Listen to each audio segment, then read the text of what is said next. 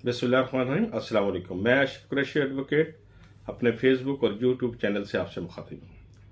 5 जुलाई 1977 पाकिस्तान की तारीख का एक स्याह तरीन दिन, जब एक इब्नुल वक्त शख्स ने अपनी हवस इक़्तिदार की हवस की पाया तकमीली के लिए पाकिस्तान के मुंतखब वज़ीर आज़म और उसकी हुकूमत को उस वक्त पलटा दिया जब मुतारिब ग्रुप जो हैं वो एक मुआहदे पर पहुंच चुके थे और सिर्फ दस्तखत करना बाकी रह गए थे। इस तवील मार्शल्ला जो पाकिस्तान की किस्मत में लिखा गया, इसमें असगर खान साहब के एक ख़त ने बड़ा रोल अदा किया और इस ख़त के साथ ही फिर असगर खान का सियासी कैरियर भी जो है वो ख़त्म हो गया और फिर वो सियासी तौर पर कभी भी जाँबंद ना हो सके। पाकिस्तान की किस्मत में 5 जुलाई 1977 को एक तवील मार्शल्ला जो है जनरल ज़ियाउल हक ने मुसल्लत कर दिया। मुंतखब वज़ीर आज़म को पहले पहल स्याला रेस्ट हाउस में नज़रबंद कर दिया गया, उनकी फैमिली को नज़रबंद कर दिया गया और बाद में एक नाम नहाद मुकदमे में जनाब जुल्फ़िकार अली भुट्टो शहीद को गिरफ्तार करके जेल भेज दिया गया और उसके बाद एक जो कत्ल का मुकदमा जो उन पर कायम किया गया था उसमें उनको हाई कोर्ट और फिर सुप्रीम कोर्ट से सज़ा दिलवा दी गई और इस तरह अदलिया का भी घिनौना किरदार जो है वो हमारे सामने आया। पाकिस्तान जो उस वक्त आलमी तन्हाई से निकल चुका था, एटमी प्रोग्राम शुरू हो चुका था और अरब ममालिक में और इस्लामी ममालिक में पाकिस्तान का इमेज जो है वो बहुत बुलंद हो चुका था, लेकिन ये बातें अमेरिका को बिल्कुल पसंद नहीं आई और उन्होंने उसकी जो साजिश के ताने बाने जो हैं वो बुनना शुरू कर दिए और उसमें उन्होंने शुरू पहले तो इलेक्शन में धांधली का मामला किया, क्योंकि उस वक्त 9 सितारे इकट्ठे हो गए थे। तमाम सियासी जमातें और दीगर सियासी जमातें जो है ना वो एक प्लेटफॉर्म से होकर लड़ रही थी, जबकि दूसरी तरफ जो है वो पाकिस्तान पीपल्स पार्टी थी। जब इलेक्शन में धांधली का मामला पूरी तरह साबित ना हो सका और उस तहरीक में कोई जान इनको महसूस ना हुई, तो फिर मजहबी जो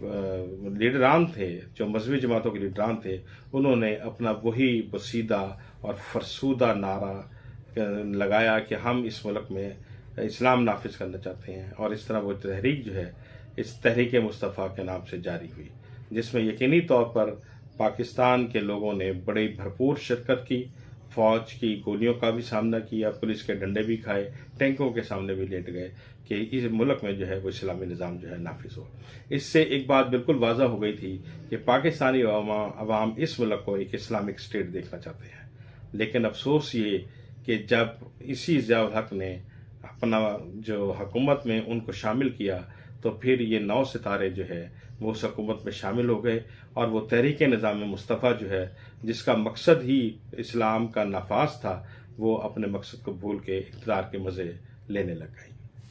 मैं हमेशा उस तहरीक को ये कहता हूँ कि ये वो वाहिद तहरीक है जिसकी वजह से पाकिस्तानी कौम का एतमाद जो है वह लूटा गया, उनके एतमाद को ठेस पहुँचाई गई और इस मुल्क में एक बात ये साबित हो गई कि ये जो मजहबी जमातें हैं ये हमेशा मनफी रोल अदा करेंगे। तहरीक निज़ाम मुस्तफ़ा में एक चीज़ और जो देखने में आई कि अमेरिका ने जिस तरीके से इस मज़हब कार्ड को खेला जनाब जुल्फ़िकार अली भुट्टो के ख़िलाफ़ कि और उन्होंने डॉलर जो है इस कदर मार्केट में फेंके कि डॉलर जो है वो रुपए से सस्ता दस्तयाब था, जिससे साफ जाहिर होता था कि इसके पीछे अमेरिका है और अमेरिका ने माजी की तरह फ़ौज को जो है वो ख़रीदा और फ़ौज के ज़रिए ही एक मुंतखब हुकूमत का तख्ता जो है वो उलट दिया गया।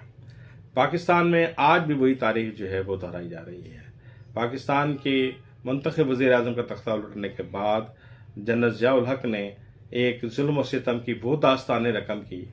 पीपल्स पार्टी के कारकुनों को शाही किलों में बंद किया गया, कोड़े मारे गए, सौतें उन्हें बर्दाश्त करनी पड़ी, भुट्टो साहब की फैमिली को बड़ी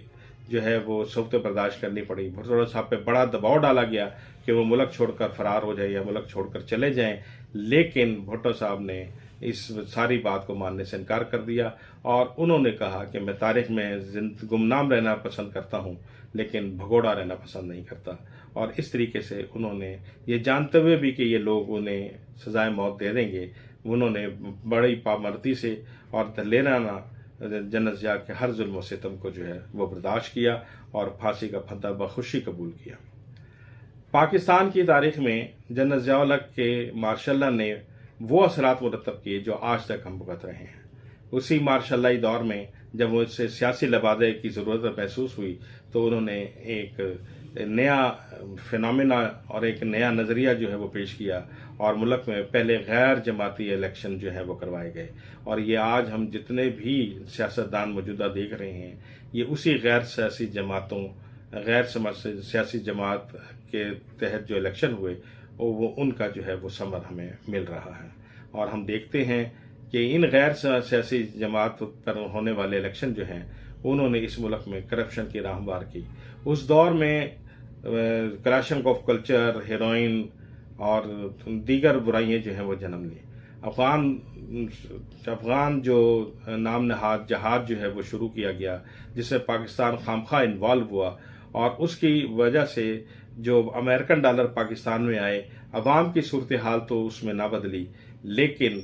जो जर्नैल और उनकी औलादें थी उन्होंने इन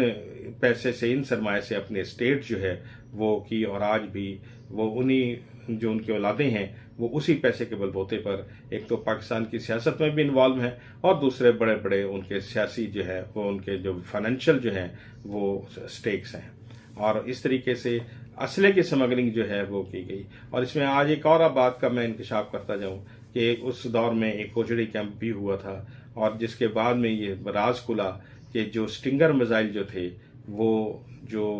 अमेरिका जो है अफगानिस्तान को दे रहा था ताकि रशियन जहाज गिराए गए, उनकी स्मगलिंग भी जो है वो उसी दौर में सुनने में आई, जिसकी वजह से कहा गया कि जब अमेरिकन को ये पता चला तो वो जब उसकी छानबीन के लिए आए तो उन्होंने इस पाकिस्तानी आर्मी ने खुद ही उसमें धमाका करा दिया और इस तरीके से वो मामला रफा दफा हो गया। और उसमें बहुत बड़ा नाम जनरल फजल हक का आता था कि और उसमें जो इनकी डील थी जनाब आरिफ हुसैनी साहब की और उसमें और इस बात की जो मैं बात कर रहा हूँ अजहर सुहेल की किताब जो है ओजीडी कैंप उसका आप मुताला कर सकते हैं। उसमें ये सारे वाक़यात डिटेल से लिखे गए हैं। बहरहाल